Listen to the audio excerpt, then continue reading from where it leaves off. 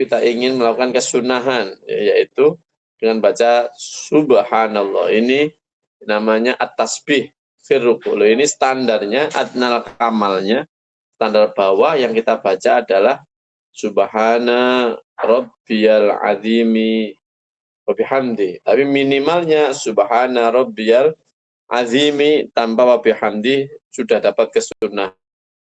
Dilanjutkan wa bihamdi, sunnahnya tambah. Teman-teman yang saya banggakan, pertama ketika kita memaknai tasbih dengan mengucapkan subhana rabbiyal azimi wa bihamdi ketika ruku itu, kita melakukan yang namanya tasbih itu, kalau kita maknani, ya, tasbih itu artinya tanzih. Tanzih itu artinya kita itu menyucikan Allah Subhanahu wa Ta'ala dari segala hal-hal yang tidak yang tidak layak untuk disematkan kepada Allah Subhanahu wa Ta'ala. Itu namanya tasbih. Jadi maha suci engkau ya Allah, aku menyucikan engkau ya Allah dengan penyucian yang sebenar-benarnya. Nah, itu ya, barangkali kita ini terkadang menisbatkan sesuatu yang tidak baik ke Allah Ta'ala, menisbatkan sesuatu yang kurang-kurang pada Allah Ta'ala. Padahal Allah Ta'ala itu mausufun bil kamal. Allah Ta'ala itu tersifati dengan sifat yang sempurna. Nah, dengan tasbih ini kita menepis nih. Menepis Allah itu tersifati dengan sifat-sifat yang tidak baik, ya. Tersifati dengan sifat yang kurang-kurang gitu. Ya, kita sering dengar lah kalau pas ada orang tidak punya uang itu jawabannya piye Gusti Allah ini. Gimana Allah Ta'ala ini, maksa Allah ini lupa gitu ya. Punya makhluk kayak saya ini, kok aku terus dikasih rezeki, itu berarti ada upaya menisbatkan lupa kepada Allah Ta'ala. Nah, itu kita tepis dengan tasbih ini. Subhana Rabbi. Ya Allah maha suci engkau, atau maha suci Tuhanku, gitu ya. Masih Tuhanku. Dari apa ya? Dari anin nakois, dari halal kekurangan-kekurangan yang tidak mungkin disematkan kepada Allah Subhanahu wa Ta'ala. Itu makna tasbih, di antara makna tasbih. Lalu kalau kita melihat bagaimana hukum membaca subhana rabbiyal azimi wa bihamdi ketika rukuk, tentu kita ingat tadi ini adalah sunnah gitu ya.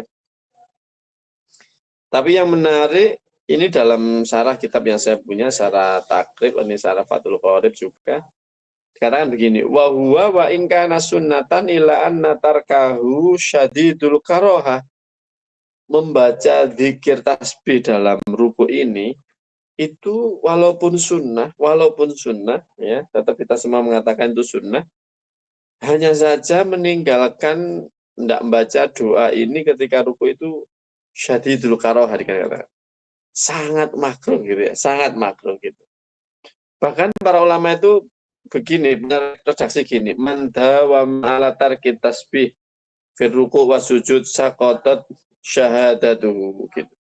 Kok ada muslim ya, setiap sembahyang itu dia selalu dawama, terus-menerus meninggalkan tasbih baik di ruku maupun di sujud, dikatakan di sini saqatat syahadatuhu, maka dia tidak layak jadi saksi. Tidak layak jadi saksi gitu ya. Kesaksiannya digugurkan. Oh, itu saking sunnahnya membaca apa? Subhana rabbiyal azimi wa bihamdi, seperti yang kita hafal ketika ruku, demikian pula ketika sujud baca subhana rabbiyal a'la wa bihamdi gitu ya. Nah, ini keterangan saja. Sehingga ya ayo kita ini berusaha maksimal mungkin bagaimana caranya sholat kita itu tidak cukup hanya sepenting sah gitu, tapi kita naik level ini, bagaimana sholat kita ini isinya juga tidak hanya yang wajib-wajib saja, tapi isinya juga ada yang sunnah, termasuk sunnah hayat, yaitu at-tasbihu fil ruku gitu ya. Lalu sunnahnya dibaca berapa kali ini? Salasan. Sunnahnya dibaca 3 kali, kata Fathul Qoribnya. Kata Fathul Qoribnya dibaca 3 kali. Yang menarik begini teman-teman. Ketika seumpama ini kita ingin sholat panjang ya, posisi kita jadi imam, ya tetap penambahan dikir dari yang biasa kita baca ini harus atas dasar kesefahaman dengan jamaah ya. Apa di sini? Wa yusanulil munfarid wali imami qaumin mahsurina radina bitatwil. Mau menambah dari standar normal pembacaan tasbih dalam ruku ini, kalau mau ditambah gimana? Aku pingin doa yang panjang-panjang, boleh. Ya boleh, tapi kalau you jadi imam, ya you jadi imam, usahakan mereka semua makmum kamu itu rodina, rela. Ya mungkin kita sudah ada drill-drill ya, oleh itu dimami Pak Fulan, ya Pak Fulan ini minta untuk dipanjangkan sholatnya seumpama. Terus mereka rela, oh oke, tidak ada masalah. Dan apakah di teks-teks fikih itu juga ada doa yang lebih panjang daripada subhana Rabbiyal Adzim bihamdi? Ini ada di antaranya Allahumma laka roka'tu. Ya Allah, kula ruku niki demi jenengan. Wa bika amantu, kula nggih iman dumateng jenengan. Masuk Islam ini karena jenengan. Khosya'ala kasam'i wa basari wa mukhi wa adhami wa asabi wa mastaqallat bihi qaddami. Ya. Jadi kula niku pun pokoknya jarak jenengan Gusti, jarak jenengan. Kula niku ruku nggih demi jenengan, saya nggih iman dengan jenengan, saya pasrah ke jenengan pendengaran saya, kemampuan melihat saya, otak saya, tulang saya, wis kuwabeh niku jenengan ya Allah. Jenengan sebagai Tuhan kami, jenengan yang memberikan semuanya. Wah itu doa versi panjang. Tapi kita imam, terus kita di tempat-tempat masjid yang makmumnya butuh cepat, ya kita tahu diri lah. Cukup baca yang standar. Subhana rabbiyal adzim bihamdi dibaca 3 kali itu sudah standar, umum. Tapi kalau mau baca sekali, juga sah, nggak ada masalah. Ada kan tidak dibaca, cukup melakukan ruku tanpa baca ini juga tidak apa-apa. Tapi eman dikatakan tadi syadidul karohah gitu ya. Nah, itu yang sunnah hayat yang berikutnya. Kemudian was sujudi, dan ada juga sunnah hayat berupa pembacaan tasbih ya di dalam sujud. Nah, itu sunnah. Jadi sujudnya itu wajib, tapi membaca doanya itu sunnah gitu ya. Bagaimana redaksinya? Subhana rabbiyal a'la wa bihamdi. Subhana rabbiyal a'la ya. Jadi di antara kalau kita belajar memaknai doa, al-a'la itu artinya zat yang maha tinggi ya. Jadi justru ketika kita di posisi terendah, yaitu kita semua sudah tahu bagaimana standar minimal sujud itu, pokoknya anggota tubuh yang belakang itu posisinya lebih tinggi dibanding anggota tubuh yang biasanya di atas. Katakan kita taruh kepala kita ini, kita taruh di tempat sujud, sedangkan pantat kita yang biasanya di bawah, posisinya lebih tinggi dibanding kepala kita. Ya.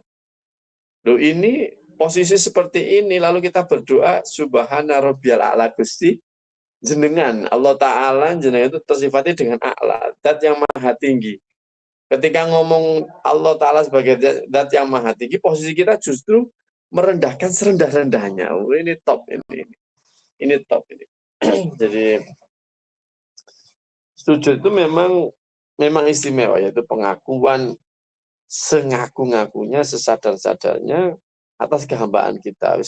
Allah Ta'ala yang maha tinggi, kita ini rendah. Dibuktikan kepala kita ini kita taruh yang biasanya dia di atas, ya posisi dia paling tinggi, taruh di paling bawah, di tempat di mana kita biasanya menginjak-injak itu, ya, di bumi.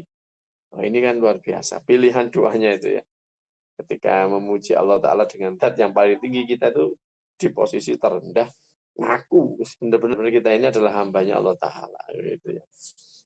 Itu juga sunnah subhana rabbiyal a'la wa bihamdi gitu ya. Kemudian seperti yang tadi kita sampaikan bahwa saya membaca 3 kali, memilih redaksi tasbih, memilih redaksi hamdalah barangkali ya.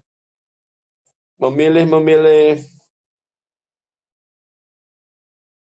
Rabbil Azimi, Subhana Rabbil A'la sebanyak 3 kali itu adalah posisi tadi kita katakan adnal kamal ya, posisi sunnah dilakukan tapi posisi bawah.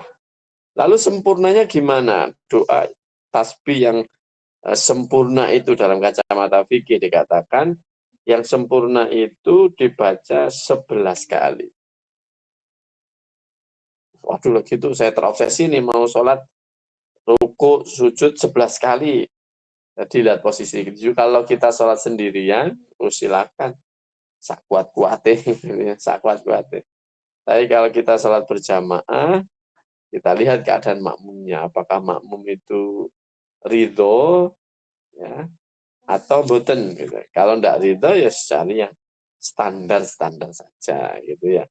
Nah, kalau kita mau terus pingin aku oleh ganjaran baca tasbih dalam hitungan yang sempurna yaitu 11 kali ya kalau pas sholat sendirian atau sholat jadi imam sekalipun tapi jamaahnya sudah saling memahami, sudah saling tahu, wah ini luar biasa, ini luar biasanya. Nah, itu ada baca tasbih ketika ruku, ada baca tasbih ketika sujud gitu ya. Lalu kesunahan hayat berikutnya adalah wawat ul yadaini alal fakhidain fil julus. Kata tafatul qadnya litasyahudil awwali wal akhir, yaitu posisi duduk ya ketika tasyahud, baik tasyahud awal maupun tasyahud akhir. Nah, ini yang dibahas pertama kali di mana kita meletakkan tangan kita. Maksudnya tangan di sini adalah jari-jari kita. Kita letakkan di mana nih kalau kita pas duduk tawaruk atau duduk iftirosh gitu ya. Kita tangannya taruh di mana? Dikatakan di Fathul Qorib, di syarahnya Fathul Qorib ini, yaitu diletakkan ala torofayil fakhidaini, di paling bawah ya dari paha, yaitu yang menempel yang paling dekat dengan lutut, dengan dengkul ya, dengan minas surah, dari surah itu.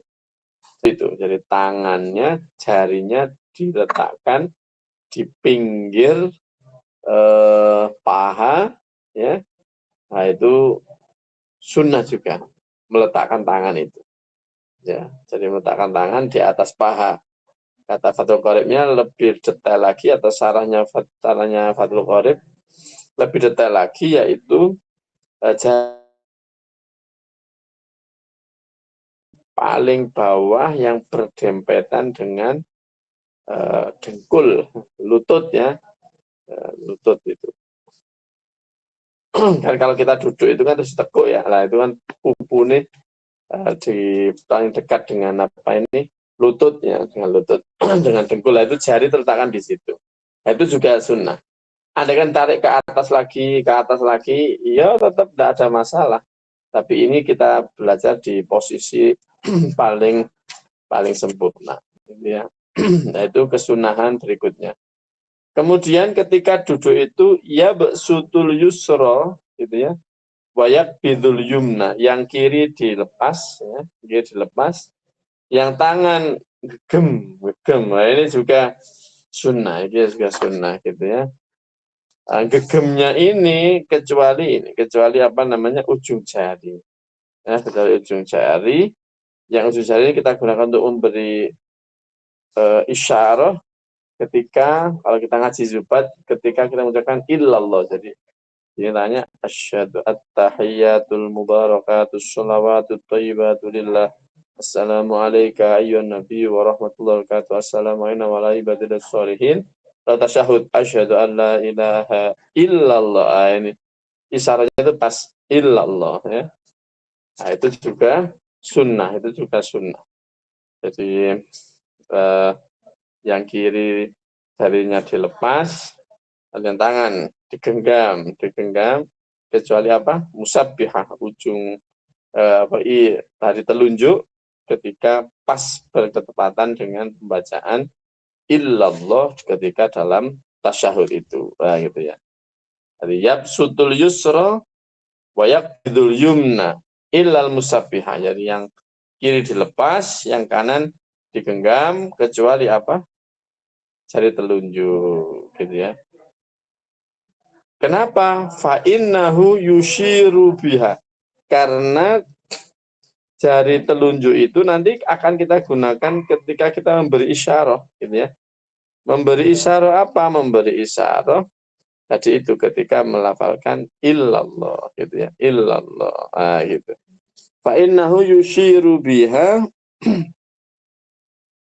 rafi'an laha hala kaunihi mutasyahidan. Jadi pas muni tasyahud, lebih tepatnya ketika illallah itu, gitu ya. Nah, itu sunnah untuk memberi isyarat dengan jari apa ini?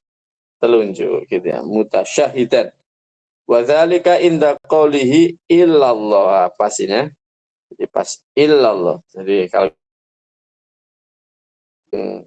kiri ini dilepas, tidak digenggam, yang ini digem, gitu ya. Tapi tidak semuanya digenggam, ada yang akan dilepas nantinya, yaitu apa ini? Jari telunjuk. Kapan melepaskannya? Inda qoulihi illallah, ya. Ketika kita mengucapkan illallah. Jadi kalau kita urut, ya, kita urut ini at-tahiyyatul mubarakatus sholawatut thayyibatu lillah. Assalamu alayka ayyuhan nabiyyu wa rahmatullahi wa barakatuh. Assalamu alayna wa ala ibadillahi sholihin. Asyhadu an la ilaha illallah. Gini. Illallah, gitu ya. Gitu. Terus kalau kita, madhab kita wala yuharrikuha. Ya. Kita tidak menggerak-gerakkan tangan kita. Kita ini Syafi'iyah. Katakan di taklif la yuharrikuha, tidak kita gerak-gerakkan, itu ya. Bahkan dikatakan fa'in harrokaha kuriha, tapi wala tabtulu sholatuhu fil asah, gitu ya. Jadi andai kan jari telunjuknya digerak-gerakkan, ya, digerak-gerakkan. Gimana hukumnya? Dikatakan di sini fa'in harrokaha kuriha, makruh gitu aja, makruh gitu aja, ya.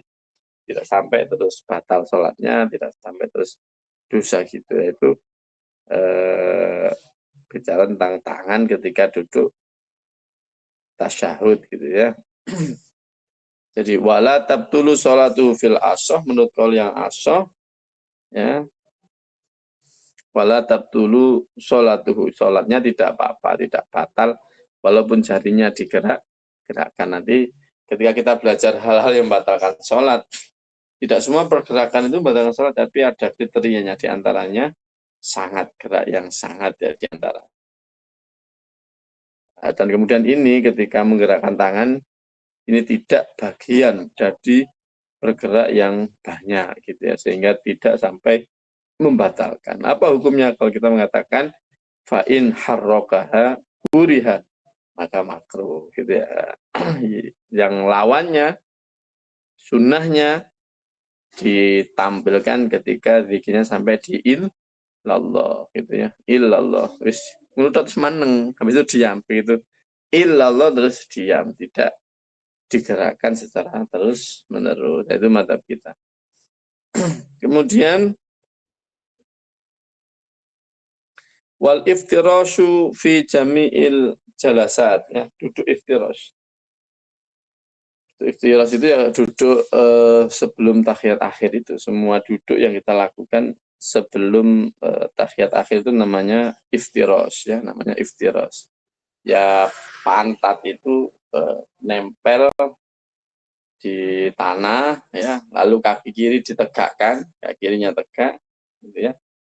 Lalu kaki kanan yang menempel tadi, jari-jari kakinya berada di bawah kaki kita yang sebelah kanan, yang sebelah kiri kan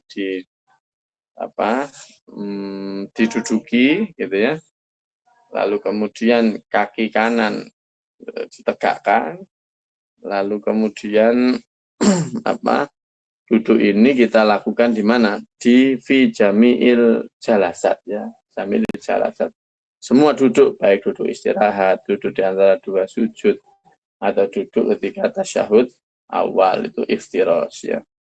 Kemudian wat tawarruk. Kalau untuk tasyahud akhir duduknya eh, tidak iftirash tapi namanya tawarruk ya. Jadi kalau iftirash tadi ketika duduk itu kaki kiri ya, jari jemari kaki kiri delamaan kalau kita orang bilang itu, telapak kaki itu diduduki, lalu kemudian kaki kanan ditegakkan, itu iftirash. Kalau tawarruk kaki kiri dikeluarkan dari celah ketika kita menegakkan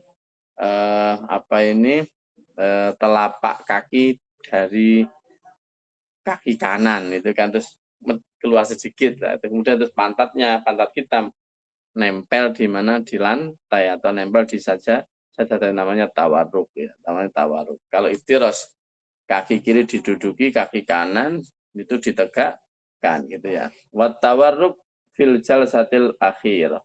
Nah itu adalah sunnah-sunnah hayat, dan kita hampir menyelesaikannya sampai di tawarruk ini ya.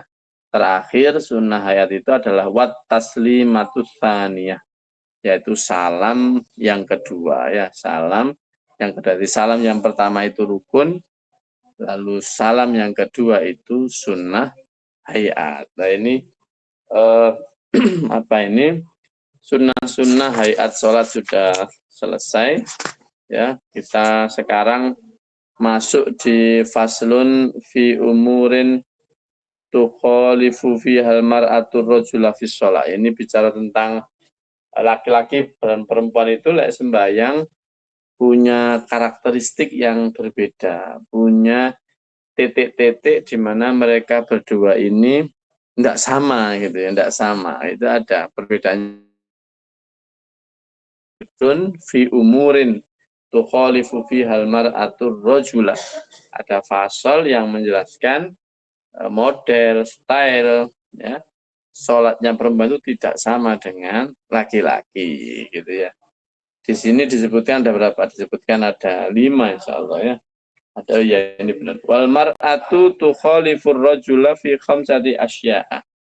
Ya, di perempuan itu berbeda cara sholatnya, mungkin belajarnya ya, belajar apanya ini, memposisikan dan sholat itu gak bodoh lanang wedo, ini ada titik-titik yang perlu diperhatikan ya.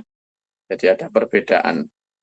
Wal mar'atu tukhalifu rajula fi khamsati asya, ada 5. Jadi memang fitrahnya memang beda, sehingga sampai di posisi model sholat juga udah beda gitu ya. Apa saja 5 itu?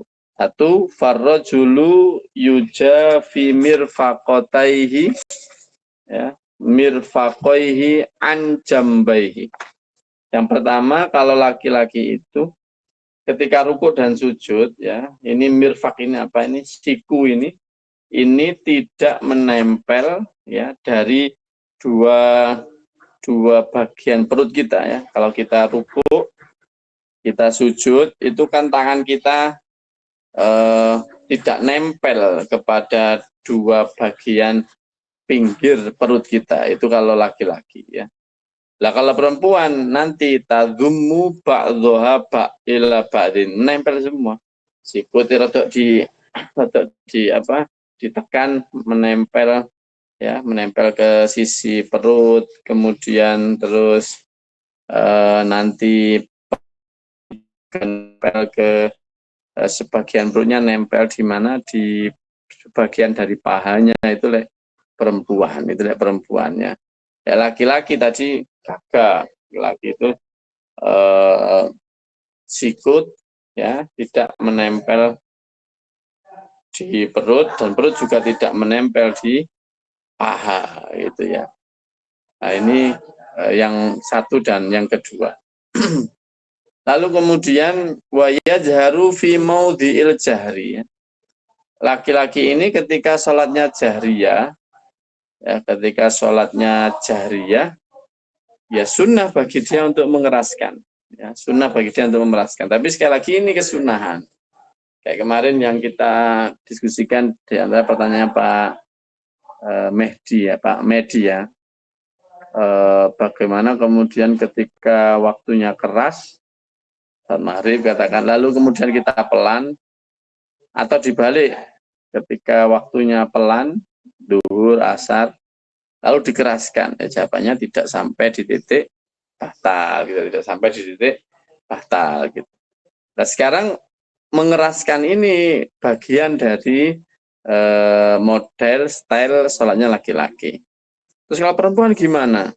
Kalau perempuan itu watahfadu sautaha, nanti suaranya dipelankan bihad janib, ketika ada laki-laki yang bukan mahramnya, gitu, bukan mahramnya. Sehingga kalau dia sholat sendirian, ya dia tidak masalah kalau dia mengeraskan bacaannya. Lalu mungkin kita bertanya, apakah suara perempuan itu aurat, gitu ya? Bagi kita, suara perempuan itu bukan aurat, ya. Suara perempuan itu bukan aurat. Kita melihat para sahabat perempuan dulu itu ya komunikasi, gitu ya. Bahkan yang ngajar juga kepada lawan jenis, gitu ya. Tapi kemudian kebolehan ini tentu tidak lepas ya, kalau lalu kemudian ada potensi-potensi buruk, gitu ya.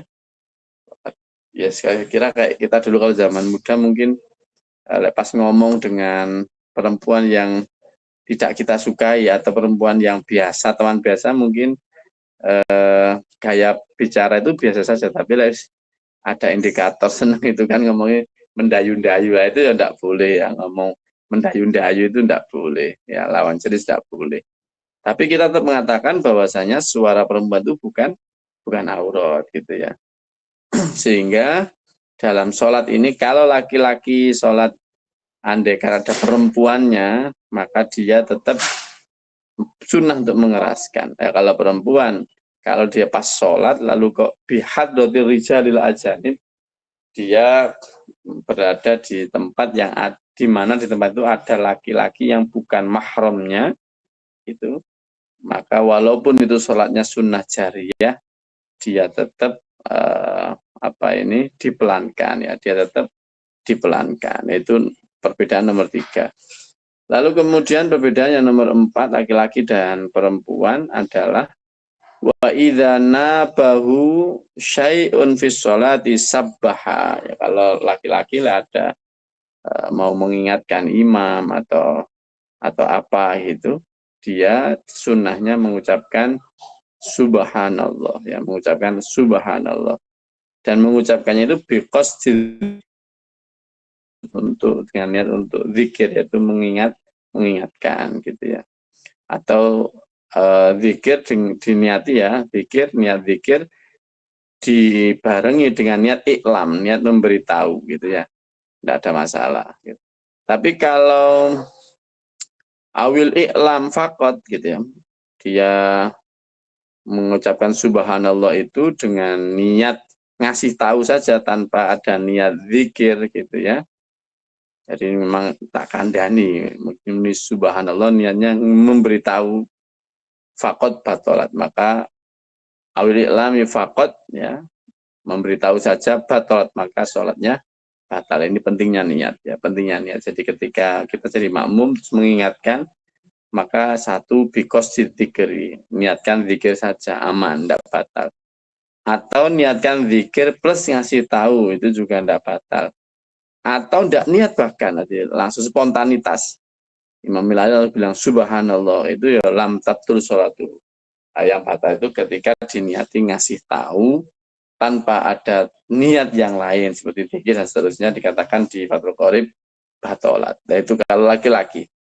Kalau perempuan gimana? Kalau imamnya keliru, ya, lalu dia ingin mengingatkan, dikatakan wa idza nabaha syai'un fis sholati Soffaqat, ya, dia bertepuk tangan. Bertepuk, ya, tepuknya ada aturannya ini, ya, aturannya ada aturannya. Bagaimana? Bidhor bibat nil yumna ala dhohril yusra.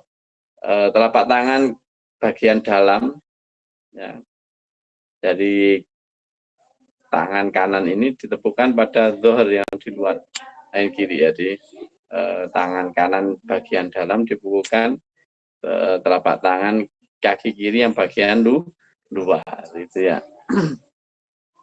Kemudian walau dorobat batnan bibatnin bikos dilab walau qalilan ma'il mitahrim batalat sholatuhu. Kan yang tidak boleh batnan ketemu batin, kekeluk tangan, ya, boleh, ya. Bisa begini tadi, atau bisa begini, atau bisa begini, ya, itu, ya. Kemudian yang terakhir perbedaannya adalah aurat. Ini penting, ya. Jadi Syafi'iyah yang kita pelajari, perempuan itu auratnya itu adalah semuanya, semua anggota tubuhnya kecuali wajah dan telapak tangan, itu pun di dalam sholat. Kalau di luar sholat, ya, semuanya adalah aurat, itu perempuan, ya. Tapi kemudian kita tidak banyak yang mengikuti ini, ya. Sebagai perempuan, bagi kita, yes, nutup aurat, nutup anggota tubuhnya, tapi wajah dan telapak tangan. Kalau di luar sholat, kita mengikuti pendapat yang bukan Syafi'iyah. Kalau Syafi'iyah tadi kan di luar sholat, wajah dan telapak tangan juga bagian aurat, sehingga harus ditutup. Kita di Indonesia ini pakai pendapat mayoritas yang mengatakan, ya, semuanya aurat illal wajha wal kaffain, kecuali wajah dan telapak tangan, baik di dalam sholat maupun di luar sholat. Nah, itu yang kita ikuti, gitu, ya. Sehingga kita ini Syafi'iyahnya untuk urusan aurat, khususnya perempuan ndak ikut, karena perempuan di madhab Syafi'iyah ini memang seperti yang dikatakan tadi, ya, semua anggota tubuhnya itu adalah aurat, kecuali pas sembahyang itu mengecualikan wajah. Perbedaan. Nah, kalau laki-laki di mana, Pak, auratnya? Laki-laki, ya, baina surrah warubah, mulai pusar sampai lutut. Nah, ini aurat bagi laki-laki dan aurat bagi perempuan. Kemudian fasanya ditutup dengan wal amatu karrojuli fisolah. Nah, sekarang bagaimana kalau ada amat, ya, budak perempuan ini ditakrib, ya, statusnya auratnya kayak siapa? Kayak laki-laki, yaitu baina surrah warubah, Nah, inilah sholat kita, sunnah-sunnah hayat yang kita diajarkan, ya, mudah-mudahan kita bisa mengamalkan. Karena tadi itu memang sholat itu tidak hanya sekedar yang penting sah, ya, yang penting gugur kewajiban, ya, tidaklah kita ingin apa, kualitas sholat kita tidak cuma sah, tapi kita ingin lebih dari itu, yaitu lebih ke kamal, lebih ke arah sempurna. Sekalipun dalam kesempurnaan itu ada level tadi, ada adnal kamal, minimal, itu, ya. Lalu ada yang akmal itu, yang sempurna itu. Saya kira kita ingin bergerak dari sholat yang hanya sekedar sah tidak, lalu naik level. Kenapa demikian? Ya, karena kita sadar betul kok kita ini hamba. Itu budaknya Allah Ta'ala. Namanya budak, namanya hamba, kita harus tahu betul bagaimana kesukaan dari Tuhan kita, yaitu Allah Subhanahu Wa Ta'ala. Dan Allah Ta'ala syariatnya itu, ya, fikihnya itu ada yang wajib dan ada yang sunnah. Ya, minimal yang wajib dilakukan, syukur-syukur sunnahnya bisa kita lengkapkan. Nah, itu harapannya, sehingga di fikih ono sunnah abad, ono sunnah hayat, gitu, ya. Nah, ini memang bagian dari kita ingin kualitas itu naik, gitu, ya. Jadi tabelnya, kalau kita lihat tabel itu, sembahyangku kualitas kita naik. Karena itu sudah menjadi jalan, ya. Kalau saya Ramadan Putih mengutarakannya begini. Inna aulan nasi birahmatillahi itu adalah aktsaruhum adaan li hukukillah. sudah sunatullah orang itu semakin sempurna dalam memenuhi hak-hak Tuhan, ya. Adab-adab ibadah gitu, dilakukan, semakin itu dipenuhi gitu, ya, maka dia semakin banyak berpeluang mendapatkan rahmatnya Allah Subhanahu wa taala, gitu ya. Dan ini saya tulis di media ya, di IG atau nanti saya, bahwasanya ya sudah sunatullah bagi yang paling bagus, yang paling sempurna dalam memenuhi hak-haknya Tuhannya, dalam hal-hal yang kita dituntut untuk melakukan. Nah, ini perlu ilmu gitu ya, ini perlu ilmu. Kira tadi yang sholat tidak memperhatikan sunnah-sunnah, sekarang kita sudah punya sunnah hayat. Sebelumnya kita bicara sunnah abad, gitu ya. Ah, ini menjadi poin penting untuk naik tadi. Ya insya Allah kalau kita semakin baik kualitas sholatnya, ya seperti yang didahulukan Allah Ta'ala itu, bahwasanya ya rahmatku itu akan aku berikan lilladzina yattaqun, pada orang-orang yang bertakwa. Dan diantara usaha kita untuk menuju ke sana itu adalah meningkatkan kualitas sholat kita, gitu ya. Saya kira itu untuk fikih. Insya Allah kita lanjut di hal-hal yang membatalkan sholat di pertemuan yang akan datang. Sebelum saya akhiri, sebelum sesi tanya jawab, saya ingin menjawab yang kemarin, mudah-mudahan beliaunya rawuh ya, tentang apa kemarin PR saya, baldatun thayyibatun wa rabbun ghafur ya, tentang negeri Sabah. Ini coba saya lihat di 3 tafsir karena miliknya ya, terbatas ya. Ini pertama saya melihatnya di Maroh Labid ya. Maroh Labid ini karya Syekh Nawawi Al-Bantani ya, jadi ulama Jawa tapi alim diakui dunia internasional ya. Ayat yang berbicara tentang baldatun thayyibatun wa rabbun ghafur itu adalah ayat ke-15 dari surah An-Naba ya. Surah Saba, bukan Naba, Amayatasan, bukan, surah Saba ya. Tafsirnya begini, dikatakan baldatun thayyibatun wa rabbun ghafur. Ini menceritakan di kitab ini, negeri Sabah itu terdiri dari 13 desa, 13 wilayah, satu wilayah. Sabah ini terus punya, kalau kita ya mungkin kecamatan atau kabupaten lah kira-kira ngono. Itu ada 13 ya. Jadi ada 13, lalu dikatakan juga faba'atsallahu ilaihim salasata asyara nabiyyan. Allah mengirimkan para nabinya itu di sana jumlahnya ono 13 gitu ya. Ya paling 1 titik nabi itu sendiri gitu ya. Lah, para rasul Allah Ta'ala yang dikirim ke negeri Sabah itu mengingatkan warga Sabah itu, kulu min rizki rabbikum. Kamu itu makan dari apa yang diberikan Gusti Allah, kalian semua itu wis top iku, wis mangan iku ya, simbok pangan iku ya. Washkuru lahu, dan syukurlah ke Allah Ta'ala. Dikatakan di tafsirnya bit tauhid. Syukur pada Allah Ta'ala itu diantaranya diwujudkan dengan kita bertauhid. Kita mengakui keesaan Allah, kita mengakui Rasulullah Muhammad sebagai Nabi, itu ternyata bagian dari syukur bitauhid, dengan mengesahkan Allah Subhanahu wa taala gitu ya. Baldatun thayyibatun wa rabbun ghafur. Baldatun thayyibatun maksudnya adalah ai baldatukum baldatun thahira anil mu'dziyat ila akhir. Baldatun thayyibah ini adalah gambaran Quran ya.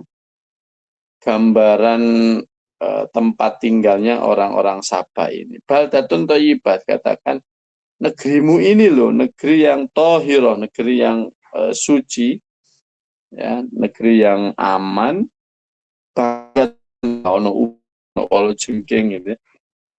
Itu negeri Sabah. Baldatun thayyibah. Di samping itu, warabbun ghafur, kata Allah Ta'ala. Pangeranmu, ya, pangeranmu yang aku juga diutus membawa amanatnya, yaitu Rasul-Rasul tadi yang jumlah 13 itu. Ya, pangeranmu itu loh ghafur, zat yang maha pemaaf gitu. Jadi kalau kamu ini punya salah, ini sudah dikasih nikmat sedemikian hebat ya, tanahnya subur ya, kemudian tidak ada binatang buas. Dungu-dungu itu adalah ciptaannya Allah Subhanahu wa taala ya. Yang Allah taala itu disifati Ghafur, Maha Pemaaf itu. Maka kamu itu wis tobat oleh kamu jika nikmat kok ngono akeh terus kamu ndak konsekuen, ndak melakukan, itu tobatlah dan Allah taala itu Ghafur gitu. Ah, itu gambaran tentang baldatun thayyibatun wa rabbun ghafur yang direkam oleh Al-Qur'an dalam mendefinisikan sabak itu. Sabak itu. Lalu kira-kira pelajarannya apa kita berbicara tentang sabak? Itu tutukannya ayat. Fa'a'radu. Ya. Penduduk sabak itu begitu sudah dikei nikmat sedemikian banyak itu. Fa'a'radu. Mereka ingkar. Mereka tidak mau. Bahkan ada riwayat begini. 13 nabi yang tadi saya katakan yang diutus di negeri Sabak itu begitu melakukan dakwah mengingatkan kaum Sabak terhadap nikmat-nikmat Allah yang mereka dustakan, mereka malah nantangnya gini, mana arifu lillahi ta'ala alaina min nikmatin, aku ndak ngerti, aku ndak kroso, lihat ternyata nikmat negeri yang subur, negeri yang apa tadi, baldatun thayyibatun wa rabbun ghafur, ini kamu klaim sebagai nikmat yang diberikan Gusti Allah. Aku gak percaya, kata mereka. Aku ndak melihat, ini loh pemberian Allah Ta'ala, aku ndak melihat. Terus ngene ae, kata mereka. Ini saking congkaknya mereka. Falyahbis hadhihi ni'mata anna ini stata. Terus ngene wis. Nikmat yang aku rasakan, kata penduduk Sabak, ya. Ini lah encene pemberian Tuhanmu, ya Tuhan suruh ngambil saja. Songongannya songong. Jadi kalau saya menangkap, mohon maaf ya, saya melihat di Maroh Labid, atau saya melihat di Hasyiah Sawi, sarahnya Tafsir Jalalain, atau ini saya melihat di At-Tashil li Ulumit Tanzil, itu memang tidak banyak bicara tentang hadis-hadis tentang baldatun thayyibatun wa rabbun ghafur. Tapi menurut saya, pemahaman saya yang kita baca tadi, ini menggambarkan negeri Sabah itu begini, tapi kemudian karena fa'arodu, kelanjutan ayatnya ini, ya, mereka ingkar, tidak mau gitu, mereka tidak mau, ya akhirnya fa'arsalna alaihim sailal arimi, ya akhirnya kenikmatan yang berupa negeri yang sangat subur dan seterusnya itu menjadi bencana, yaitu menjadi menjadi tidak nyaman lagi, yang tadinya enak kabeh jadi gak enak gara-gara tidak syukur. Sehingga kalau saya melihat ayat ini, ya upaya kewaspadaan kita, jangan sampai kita ini kayak ahli Sabah, ya jangan sampai kita ini orang-orang yang tidak syukur kepada nikmat Allah Subhanahu wa taala. Jadi itu saja yang saya tangkap. Tapi kemudian apakah bisa disambungkan ke politisasi agama, lah ini ya. Kalau saya sendiri mikirnya apa ya, berangkat dari cerita Sabak lalu kemudian mereka ingkar lalu ujungnya bencana, ya pelajarannya bagi kita, ya kita yang sekarang di Indonesia yang kenikmatannya banyak sekali, ya ayo syukurnya dibesarkan, dan antara wujud syukur itu tadi dikatakan bitauhid, yaitu kita mengesahkan Allah Subhanahu wa taala, imannya diperbaiki, kualitas ibadahnya diperbaiki, yaitu pelajaran yang saya ambil. Sehingga saya tidak melihat tafsir-tafsir yang langsung dari Rasulullah dan sahabat dalam hadis-hadisnya, enggak. Tapi ini saya buka 3 kitab, Maroh Labid, kemudian At-Tashil li Ulumit Tanzil, sama Hasyiah As-Sawi, sarahnya Tafsir Jalalain gitu nggih. Itu tugas saya. Mohon maaf atas kekurangan nggih. Monggo Mas Masuki, mohon maaf. Nggih, matur nuwun. Monggo yang lain silahkan. Jenengan kalau ngantuk lanjut mahon nih. Iya, ngantuk. Ini udah ada yang katakan nih. Enggak, memang saya beberapa malam ini luar kota, terus pagi juga ada. Mugi-mugi berkah Mohon ya. maaf, mohon Amin, maaf. amin, amin, amin, amin. Ini Pak Dadang. Kalau ada yang enggak nyambung mau dikoreksi nanti, ditanyakan lagi tidak apa-apa. Iya. Nyambung nih tadi. Assalamualaikum warahmatullahi wabarakatuh, Pak Yai, Gus, Bapak Ibu sekalian. Nggih, Ya, sehat Pak Waalaikumsalam. Yai. Nah itu Alhamdulillah, terima kasih banyak Pak Yai. Tadi udah dibahas, artinya bertolak belakang dengan politis ya Pak Yai, yang malah ada bencana Pak Yai ya. iya, karena Iya. ada ikrotnya tadi, ada dia nggak mau syukur, bahkan dia menantang itu. Terus kalau saya coba lagi kita nikmat ini, pikirannya nikmat dari mereka. Iya, siap. Terima kasih banyak Pak Yai penjelasannya. Mudah-mudahan bisa jadi referensi buat kita ya pada saat mendengarkan sesuatu yang tidak menelan mentah-mentah Pak Yai ya. Oke, tapi memang diktum ini, istilah ini menjadi cita-cita kita bersama ya. Cita-cita dalam arti kita ingin Indonesia menjadi baldatun thayyibah gitu ya. Negeri yang gemah ripah lojinawi dan seterusnya. Tapi ada pelajaran di balik itu. Dulu ada kaum yang punya negeri sedemikian subur, sedemikian baik. Ketika mereka ingkar, ketika mereka i'rad, tidak mau manut dengan ajaran para nabinya, ya akhirnya fa'arsalna alaihim sailal arimi itu ya, jadinya bencana gitu ya, sehingga itu menjadi pelajaran bagi kita gitu. Kira-kira Oke ya. Ya, syukron ya. Kembali Gus, apa ada yang lain yang mau nanya, monggo. Assalamualaikum warahmatullahi wabarakatuh. Waalaikumsalam warahmatullahi wabarakatuh. Waalaikumsalam.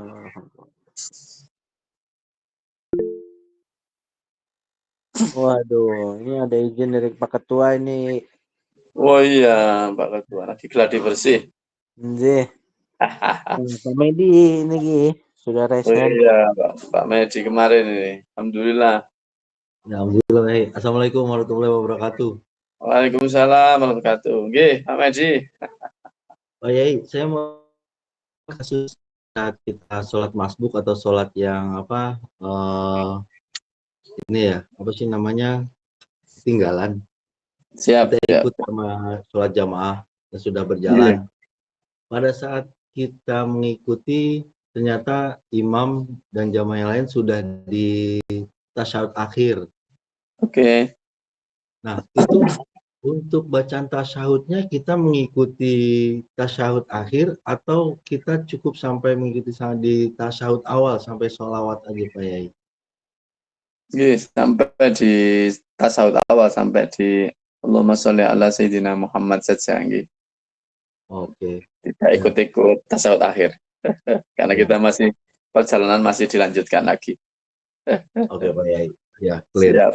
Terus satu lagi Pak Yai, terkait sunat dalam sholat.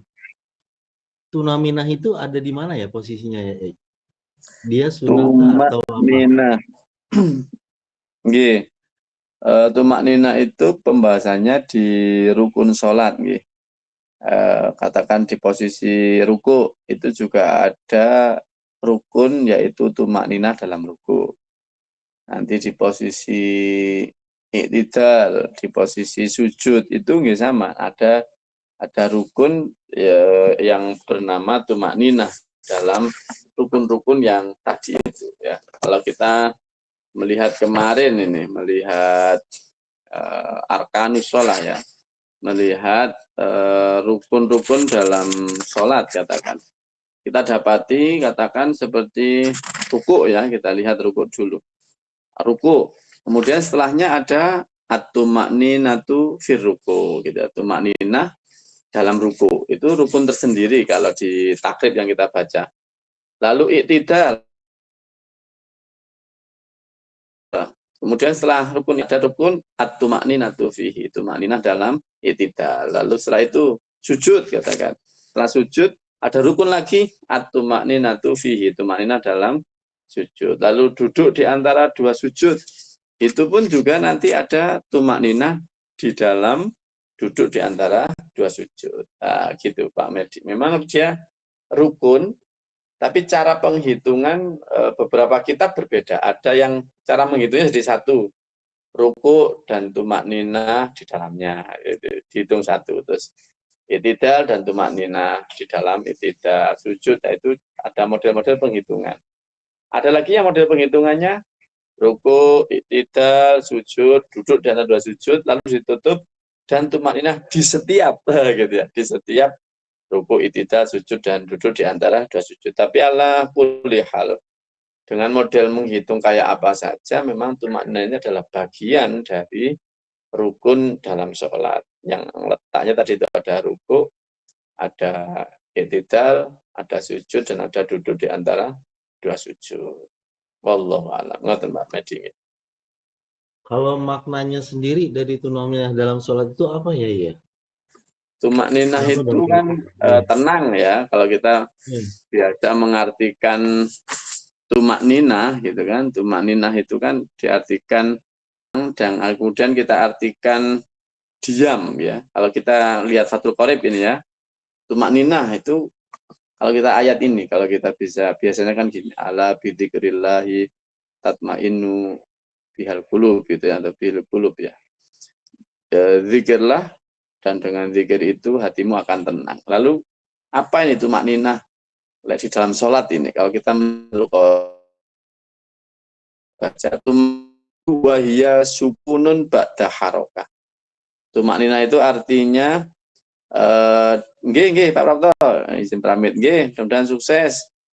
Mohon maaf. Nggih. Matur nuwun Pak Prapto udah bergabung. Barokah. Ikut ke-79 RI. Siap, Dirgahayu, merdeka. Siap Pak Prapto. Ya, jadi tumak ninah itu artinya sukun ba'da harokah, Pak Medi. Enggak enak saya. Siap, nggih, Pak Prapto, monggo, merdeka. Siap. Sami-sami Pak Prapto. Semangat Pak Prapto, membara nih. Siap. Jadi tumak ninah itu kalau kita lihat di Fathul Qorib tadi sukunun ba'da harokah, diam setelah bergerak. Katakan ya kita ruku ya. Ruku itu kan dari mana? Dari berdiri ya. Berdiri itu terus menuju ruku ini kan bergerak ya. Kemudian setelah bergerak ini harus ada sukun, ada diam, walau sejenak. Ada jeda menuju gerakan berikutnya yaitu bangun dari ruku, yaitu i'tidal. I'tidal kan juga sama. Bangun dari ruku lalu menuju ke sujud. Nah, ini mandeko dilu gitu ya. Diamlah sebentar gitu. Itu namanya tumak ninah. Nanti sama sujud pun demikian. Sujud itu adalah bergerak dari i'tidal, nanti setelah sujud bergerak lagi menuju duduk di antara dua sujud. Lalu ketika baca Fatihah, kenapa tidak ada tumak ninahnya? Kan sudah baca Fatihah, itu mesti diam toh itu. Mesti diam, tidak bergerak selama pembacaan suratul Fatihah itu. Begitu pula ketika tasyahud akhir, tahiyatul sampai innaka hamidum majid ya. Itu kan sudah ada diamnya. Dan diam ini bukan berarti terus tidak boleh membaca ya. Meneng aja, meneng, mari obah terus meneng, itu namanya tumak ninah. Begitu Pak Medi.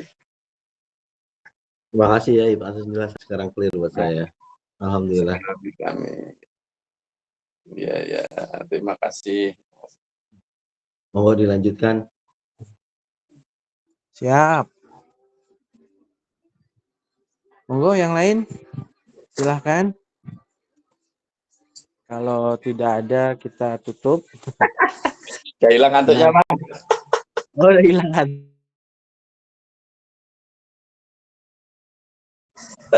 Kalau khutbah Jumat, habis itu ngaji muslimat, habis itu maghrib ngaji pondok. Masya Allah.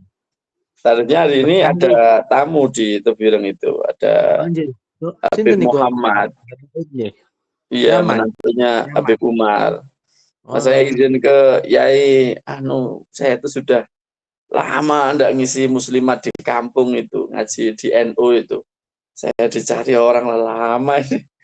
Akhirnya saya izin ndak mendampingi beliau untuk bertemu dengan Nabi Muhammad. Dan dulu kan saya udah pernah temu beliau juga, dampingi Yai.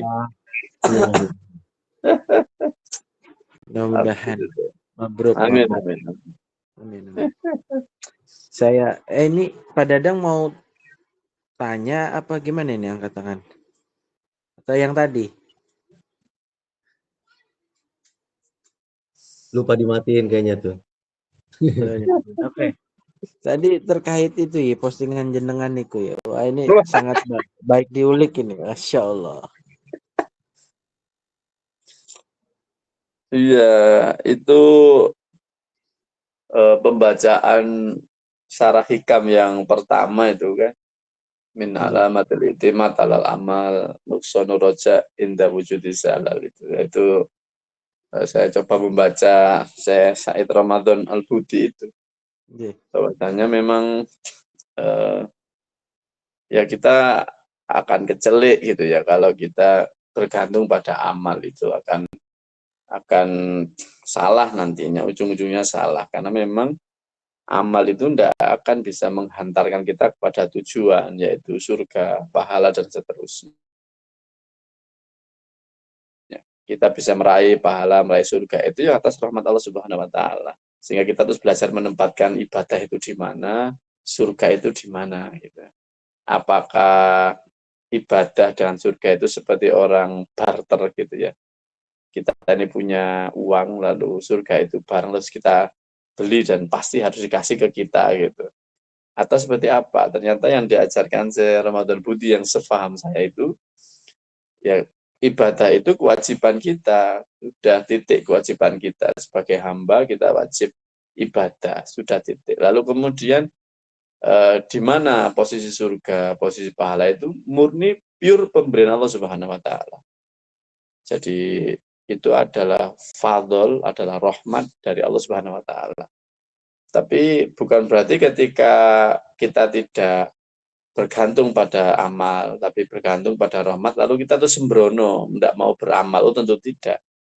Karena Allah Ta'ala sudah punya guidance bahwasanya bahwa rahmati wasiat kulla syai' tutukannya itu fasa'aktubuha lilladzina yattaqun wa yu'tuna zakah walladzina hum biayatina yu'minun. Ya memang rahmatku sangat luas, tapi rahmatku itu sudah ada plottingnya, yaitu bagi orang-orang yang bertakwa, orang-orang yang bayar zakat, ya, dan orang-orang yang iman betul dengan ayat-ayatku. Sehingga kemudian kita diajari bergantung pada rahmat itu justru mendorong kita untuk menjadi orang yang sempurna, orang yang maksimal dalam memenuhi hak-hak Tuhan, hak-hak Allah, dan itulah yang menjadi sunatullah, nanti Allah akan menurunkan rahmatnya kepada kita semua dalam bentuk yang banyak sekali. Kira-kira begitu Mas Marzuki. Kira-kira begitu.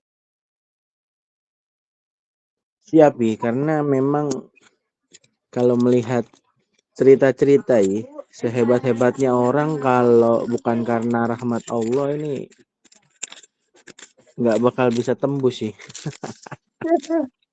Kalau analogi mudahnya Gus Baha itu, ya enggak mungkin lah amal kita bisa nebus surga itu.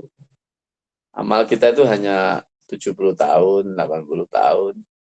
Surga itu kan abadi. Kalau memang hitung-hitungannya cino-cinoan, hitungannya dodolan gitu ya.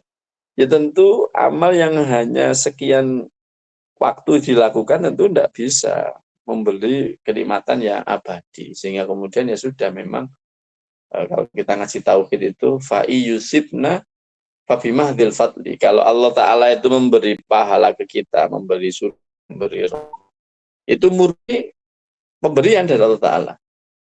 Tapi ada kemudian Allah Ta'ala menyiksa kita, naudzubillah, wa ayyu'adzib, memang menyiksa, yaitu fabimahdil adli, seadil-adilnya. Sehingga kita, kalau saya menangkapnya itu, kita diajari untuk tidak pernah suudzon pada Allah Ta'ala. Kita selalu full positive thinking dengan Allah Ta'ala. Dan memang husnudzon dengan Allah Ta'ala itu min husnul ibadah. Termasuk ibadah yang kelas istimewa itu diantaranya adalah husnudzon billah. Kita selalu punya positive thinking pada Allah Ta'ala. Dikasih uang banyak, kita, oh ini nikmat dari Allah. Dikasih uang nggak begitu banyak, oh ini ujian dari Allah. Ya mungkin saja dari ketidakpunyaan uang ini menjadi pintu kita menuju menjadi kekasihnya Allah Ta'ala. Ini pintu menuju dikurangnya dosa-dosa kita. Ya selalu begitu. Yang coba saya karena hari-hari ini saya ditugasi ngajar Mas Yuki, ditugasi ngajar mana hijul muhadisin fit tasawuf. Jadi bagaimana ulama-ulama hadis memotret tasawuf. Jadi sedikit banyak ini memotret tasawuf sehingga bismillah lah, mudah-mudahan jadi ilmu manfaat. Udah kelas berat nih. Bukan, ini tidak ada akar rokan pun jadi. Anjay. Ya, tahu. Biasanya memang karena derajatnya naik ya. Derajatnya naik, mudah-mudahan. Amin. Derajatnya naik. Bagaimana cara mengimbangi tasawuf dengan dunia yang semakin up to date ya? Ya, semakin harus dikuatkan justru. Semakin kita tertantang dengan godaan-godaan duniawi, saya kira kekuatan tasawuf ini semakin harus dinaikkan. Karena definisi tasawuf itu yang kemarin kita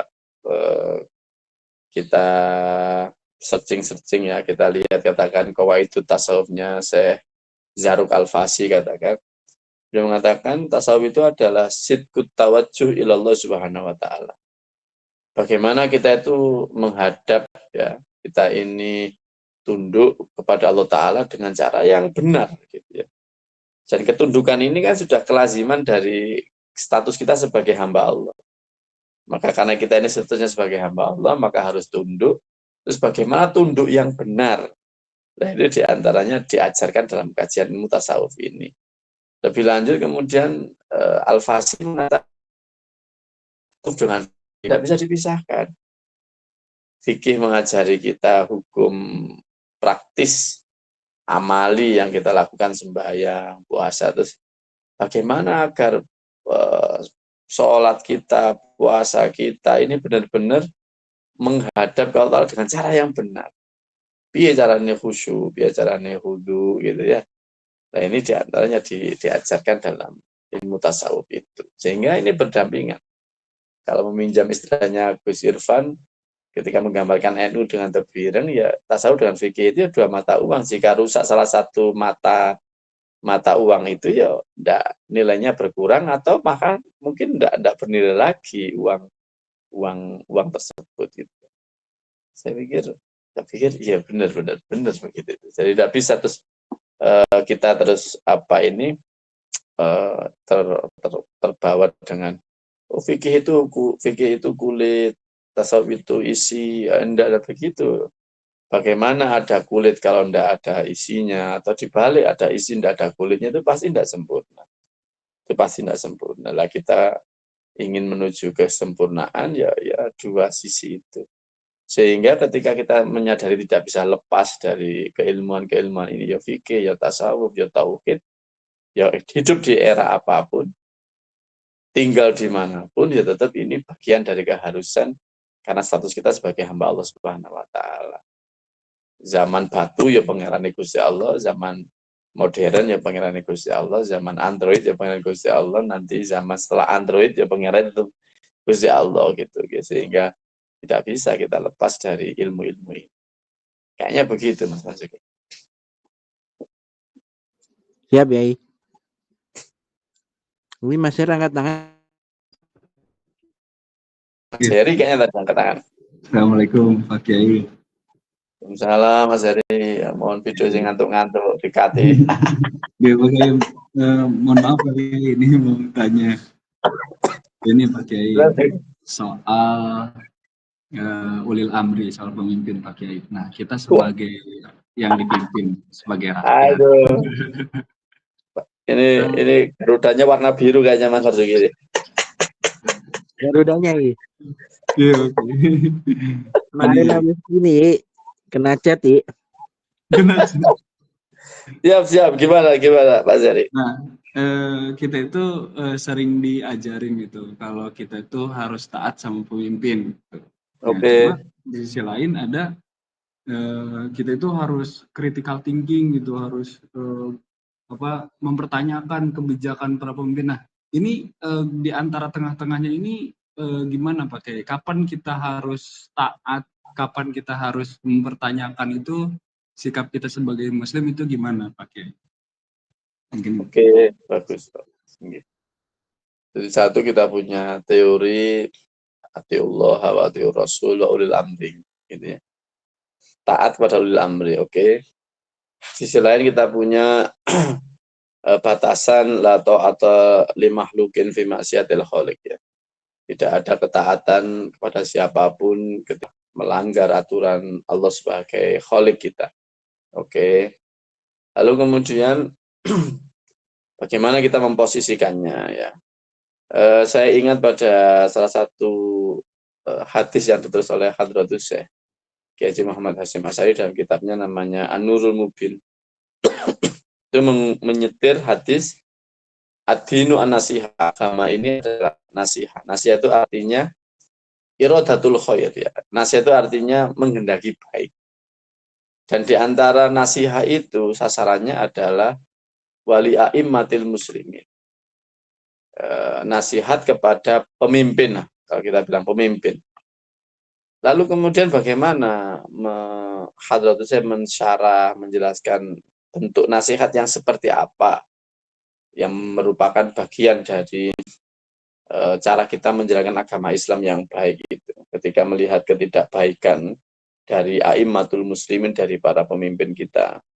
Dikatakan oleh Hadratus Syekh, menasehati para pemimpin itu ya bi ahsani wajhin, dengan cara yang terbaik, dengan cara yang sekiranya bagus, dia tidak tersinggung, dia semakin tidak tersinggung, dia semakin tidak antipati justru pada yang memberi masukan itu. Dan yang tidak boleh itu kata Hadratus Syekh wa ifsadu qulubin nas, tidak boleh provokatif. Kadang kita ini kan critical thinkingnya copy paste, ya, mengikuti orang lain langsung percaya, tapi pergerakannya kita ini radikal, ya, ini repot sekali.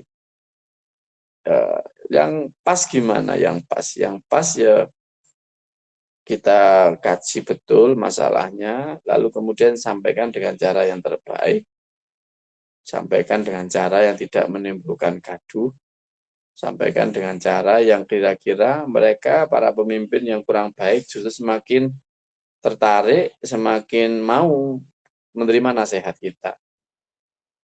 Sehingga kata Gus Bahak yang di beberapa kali kesempatan yang saya pahami ya, kadang menyaksikan kiai-kiai kita itu terus mesra sekali atau dekat sekali dengan para pemimpin. Kita sebagai orang awam, saya sebagai santri tentu diajari husnudon. Mungkin Pak Yai sedang menjalankan tadi itu cara memberi nasihat yang biasa nih wajib, dengan cara yang baik, yang bisa dirubah, yang bisa diikuti oleh para pemimpin yang kita nilai kurang baik atau tidak baik hari ini, gitu ya. Sepertinya begitu, Mas Heri. Jadi kita satu tentu harus iyakum wad-donna, ya. Tidak boleh kita critical thinking lalu kita tidak punya basis data, kita hanya copy paste, kita hanya ikut-ikutan, itu juga problem. Dan kalau memang kemudian ada ketidakpasan gitu, ada tabayun, dan ketika nyata-nyata salah, kita juga masih punya ajaran, yaitu bagaimana mengkritik dengan cara yang baik gitu. Kemudian terus nanti kalau andai kan pemimpinnya tidak mau mengikuti itu, kita masih punya level kemaksiatan yang seperti apa ya, kemungkaran yang seperti apa yang dijalankan oleh si pemimpin ini. Nah, itu masih ada level-level. Sehingga amar ma'ruf nahi mungkar itu dalam kajian turos kita, dalam kajian hazanah keislaman yang kita warisi dari para ulama terdahulu itu detail banget gitu ya, syaratnya apa, kemudian ini kemungkaran di level apa, kemudian terus seperti apa bentuk kita, itu betul-betul dipertimbangkan dengan seksama gitu. Nah, sayangnya kadang hari ini yang semangat negur enggak begitu punya ilmunya, tapi yang acuh karena memang dapat bagian banyak itu juga ternyata ya banyak juga, sehingga tidak begitu sensitif dengan kemungkaran-kemungkaran yang ada lah. Ini ya yang kita harapkan ya tengah-tengah lah ya, artinya ya tidak acuh tapi dikaji dengan baik, dengan betul, dengan serius, lalu memang disajikan kritiknya dengan cara yang baik, sehingga tidak malah menghangatkan suasana tapi bisa meminimalisir chaos yang ada. Saya ingat dulu ketika saya masih jadi ketua pusat kajian pemikiran Hadratus Syekh itu, zaman Yai Solah masih hidup. Saya pamit ke Yai Solah, Yai saya mohon izin nulis, kalau ada apa-apa saya mau nulis, lalu saya tak bubuhkan dua pusat kajian, begitu lah, biar keren gitu ya. Katanya Solah saat itu menasihati saya, ya silakan, tidak apa-apa kamu nulis, kamu bubuhkan jabatanmu sebagai ketua pusat kajian, kayak begitu. Tapi pesan Yai Solah itu, tapi tulisanmu harus mendinginkan, bukan malah membuat gaduh. Kira-kira begitu. Ya, intinya amar ma'ruf lah mungkin bahasa kita, atau nahi mungkar yang kita wujudkan dalam bentuk tulisan itu jangan malah membuat orang gaduh, jangan malah membuat orang semakin memanas gitu. Itu yang saya pahami. Berarti memang kritik itu ya tetap bahasa Hadratus Syekh bi'ahsani wajhin, dengan cara yang bagus gitu ya, sehingga mengkritik tentu bukan bagian dari pemberontakan, bukan bagian dari kita tidak mau taat pada pimpinan, bukan, tapi bagian rasa sayang kita sesama muslim, sesama mukmin, punya semangat saking watawasau bil haqqi watawasau bis sabri, tapi kita tahu posisi level beliau di mana, level saya sebagai apa, lalu kita cari bentuk yang paling ideal dari amar ma'ruf nahi mungkar itu. Jadi tidak ada tanakut ya, tidak ada kontradiktif antara mengkritik dengan ketaatannya. Tinggal bagaimana caranya, ini berbasis suudon atau berbasis data gitu ya.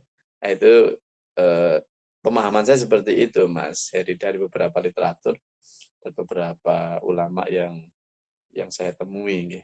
Kira-kira ngoten, Mas Heri. Oke, Pak Kiai, paham. Terima kasih banyak, Pak Kiai. Sama-sama, Mas Heri. Memang lagi banyak berubah nih. Ada apa? Ya, memang lagi banyak yang membiru ini. Tapi kan alhamdulillah enggak jadi kan? Ya, saya lihat sekilas-sekilas saja. Tetap sesuai dengan keputusan MK. Ya. Belum diputuskan lagi sidangnya. Oh, gitu. Mudah-mudahan. Mudah-mudahan. Amin. Maslahat. Oh, itu nggak nama ini sektor dungo. Siap. Insyaallah. Tadi saya kira sudah diputuskan. Dereng. Begitu banyak mengikuti ini. Terkait itu ya. Sekarang kan zamannya sudah pasti pakai logik ya. Di mana-mana mungkin sudah terbaca logika ya. Nah, bagaimana menyikapi logik itu dengan tasawuf ya? Karena agak bersimpangan nih antara definisi tasawuf dan kita pakai akal sehat gitu, maksudnya. Ya, kita bilangnya semua sudah bisa diprediksi, sudah bisa dihitung, dan sudah bisa dikalkulasi? Saya kira agama ini tidak ada yang bertentangan dengan logika yang benar ya, logika yang kita yakini kebenarannya gitu. Dan saya yakin keilmuan-keilmuan seperti fikih, tasawuf, tauhid itu tidak ada yang bertentangan dengan logika ya. Logika yang benar, tapi logika yang benar gitu. Katakan ini kita teori ikhlas katakan. Ya tentu akal sehat akan bilang ikhlas. Gimana kita tidak ikhlas loh? Wong semuanya dari Gusti Allah kita ini. Kita ini urip ya nyawa dikai Gusti Allah. Kita ilmu ya diberi ilmu oleh Allah Ta'ala. Terus kenapa lagi kita terus ngajar malah tidak mau lillahi ta'ala itu malah tidak benar. Malah logikanya tidak benar. Ya, kemudian apalagi coba keesaan Tuhan ya logik sekali. Dan hal yang lain ya sama begitu. Yang dasarnya tasawuf katakan ya bab taubat katakan. Ya logik sekali namanya salah ya minta maaf. Coba apa yang kira-kira menurut Mas Marzuki yang tidak ketemu gitu antara logika berpikir dengan definisi tasawuf kayak tadi sidqut tawajjuh ilallah itu bahwasanya tasawuf itu membawa kita sowan, membawa kita menghadap Allah Ta'ala itu dengan cara yang benar gitu. Saya tidak menemukan titik kontradiksinya dengan logika-logika kemanusiaan, logika kemodernan gitu ya. Kalau ada mungkin ya justru itu yang tidak benar, yang tidak benar. Gitu. Kayak ngoten Mas Marzuki. Apa yang kita kira kontradiksi itu? Jadi kayak menggantungkan hasil itu gimana? Misalnya kayak kita sudah berusaha nih ya. Iya. Nah, ternyata memang skemanya sudah diatur gitu ya. Iya. Ya, Nah, memang nyatanya tidak semua yang kita hitung tepat gitu ya. Kita tidak sejauh-jauh ya, katakan seperti Google Map saja ya. Kita diprediksi sampai sekian, itu ternyata juga ya seling meleset juga, entah menit, entah ini, yo ada melesetnya juga gitu, sehingga ya tetap bahwasannya manusia tidak tahu persis tentang apa yang terjadi di waktu yang setelahnya, di waktu yang akan datang. Secara Quran katakan wa mata dari nafsun mada taksibu ghada. Hari esok kita tidak tahu.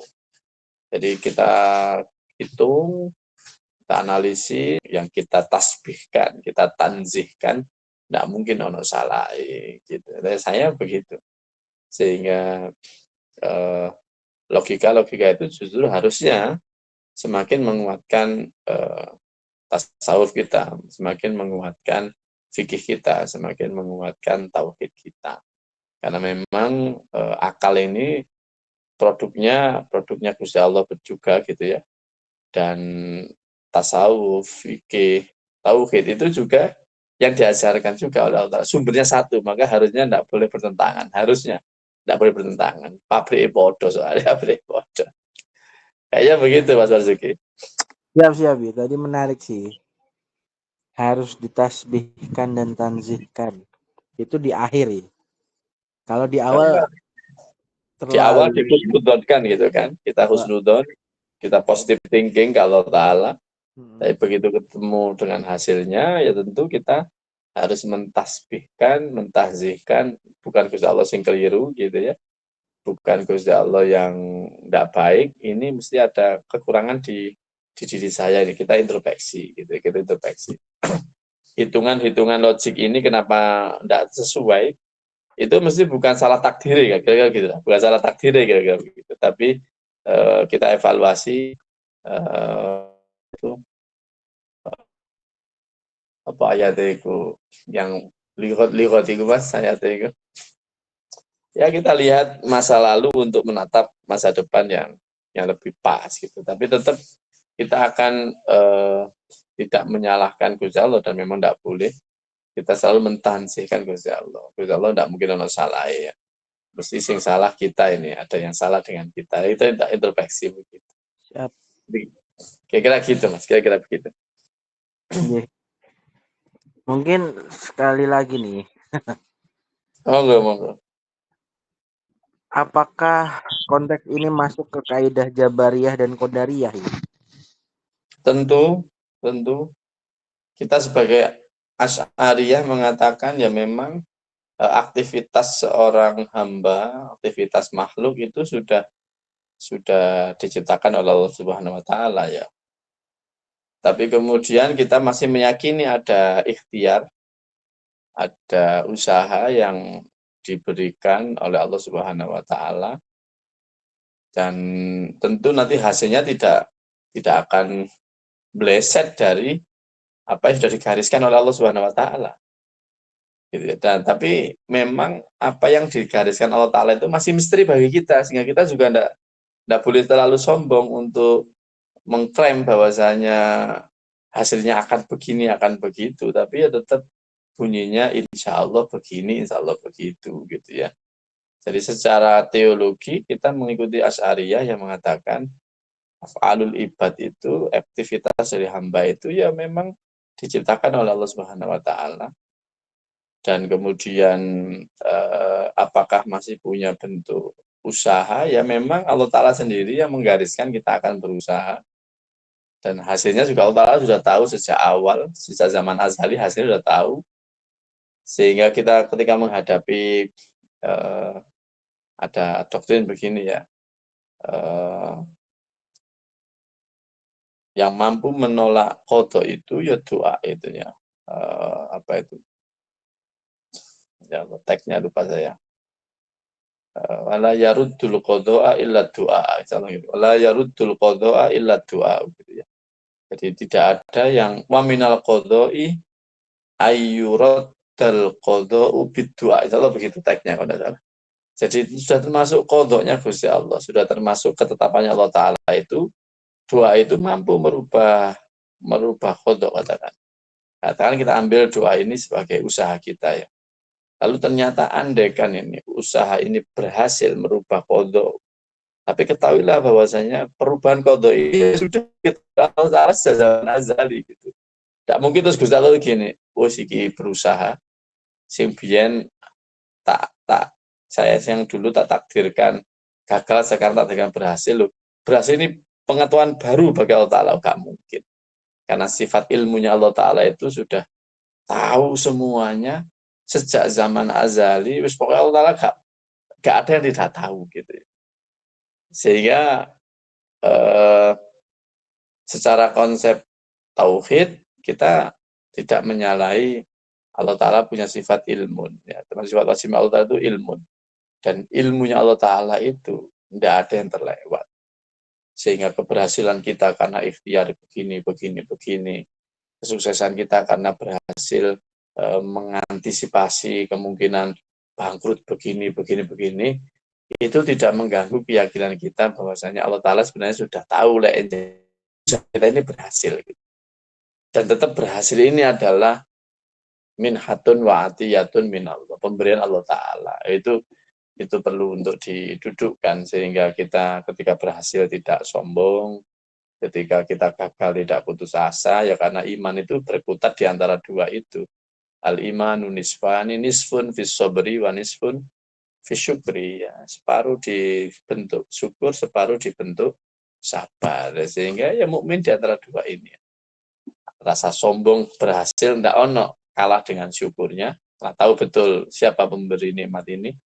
Begitu terpuruk, jatuh, gagal, nah karena ada putus asa, karena memang dia masih punya Tuhan yang maha kaya, akhirnya muncul kesabaran itu. Langsung introspeksinya, evaluasinya, pakai server langit untuk kembali pada Allah Subhanahu wa Ta'ala. Kira-kira begitu Mas Mazuki. Kira-kira gitu, boleh. Siap. Insyaallah. Main nih. Aduh, ini pemula ini. Nggih, dirasa cukup ih. Alhamdulillah, siap. Mohon maaf, ada ngantuk-ngantuknya, mohon maaf. Kalau ada yang tidak nyambung nanti bisa ditanyakan, mohon maaf. Tapi ini semakin malam semakin hilang ngantuknya. Atau nuwun sedaya, mohon maaf. Mudah-mudahan menjadi istiqomahan kita semua, keberkahan bagi kita semua, untuk menjadikan kita semua sebagai hamba Allah yang semakin paham kan kehambaannya. Al-Fatihah. Bismillahirrahmanirrahim. Ar-Rahmanir-Rahim. Maliki yaumiddin. Iyyaka na'budu wa iyyaka nasta'in. Ihdinas mustaqim. Shiratal ladzina an'amta 'alaihim ghairil maghdubi 'alaihim waladdallin. A'udzu billahi minasyaitonir rajim. Bismillahirrahmanirrahim. Alhamdulillahirabbil alamin. Hamdan yuwafi ni'amahu wa yukafi mazidah ya rabbana lakal hamd. Amma yanbaghi li jalali wajhikal karim 'azimi sultanik. Allahumma shalli 'ala sayyidina Muhammadin al-Fatih lima ughliq wal khatim lima sabaq nasil haqqi bil haqqi al-hadi ila siratikal mustaqim wa 'ala alihi wa sahbihi haqqa qadri wa miqdaril 'aliyyil 'azim. Allahumma ighfir lana dhunubana wa li walidina warhamhum kama rabbawna shighara wa li jami' masyayikhina wa jami'i man ahsana ilaina wa bil huquqil wajibati 'alaina wa jami'il muslimina wal muslimat wal mu'minina wal mu'minat al-ahya'i minhum wal amwat. Allahumma ja'alna wa auladana wa ahlana wa ashabana min ahli al-ilmi wa ahli al-khair wa taj'alna wa iyyahum min ahli syarri wal dhair. Allahumma barik fi auladina wa dhurriyyatina wa talamidina wa la tadurrahum wa fiqhum li ta'atika wa rizqna birrahum. Rabbana atina fid dunya hasanah fil akhirati hasanah wa qina adzabannar. Sallallahu ala sayyidina Muhammad wa ala sayyidina Muhammad. Alhamdulillahi rabbil alamin. Al-Fatihah.